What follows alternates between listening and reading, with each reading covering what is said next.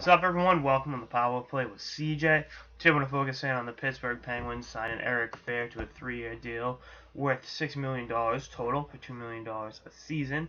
On what's been a busy little morning for the Penguins, obviously, after acquiring Nick Bonino and Adam Clendenning from the Vancouver Canucks. I like the deal, plain and simple. I think it's a reasonable amount of money for a guy that kind of plays in all situations and gives you some size and versatility in the bottom six. He had elbow surgery in June and he's out 4 to 6 months, meaning he could be ready. In October he might not be ready till Christmas time. Who cares? Let him take his time to recover. Pittsburgh isn't pressing for guys right off the bat.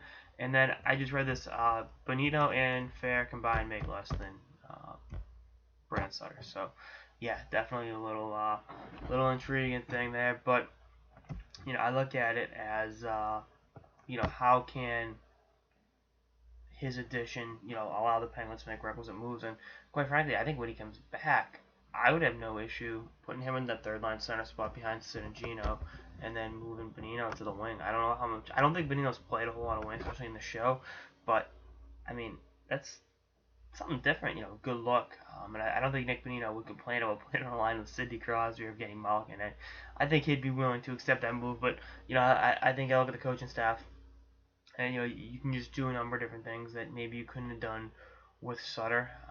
Again, you kind of swapped him out for Bonino and Fehr in terms of the forward group. So again, I like the move.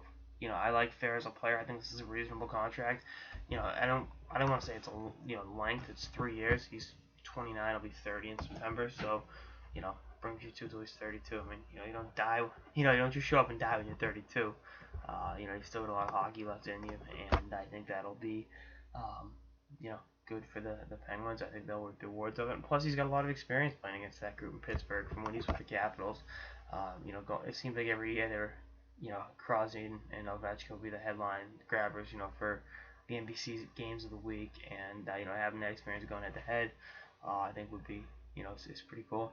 And I mean, you look at it for Fehr. I mean, offensively, he's not as unpolished as people give him shit for. 33 points in 75 games last year. Has had 39 points in a season, so can contribute, can give you some size, give you a little bit of veteran know-how. And again, I just like the addition.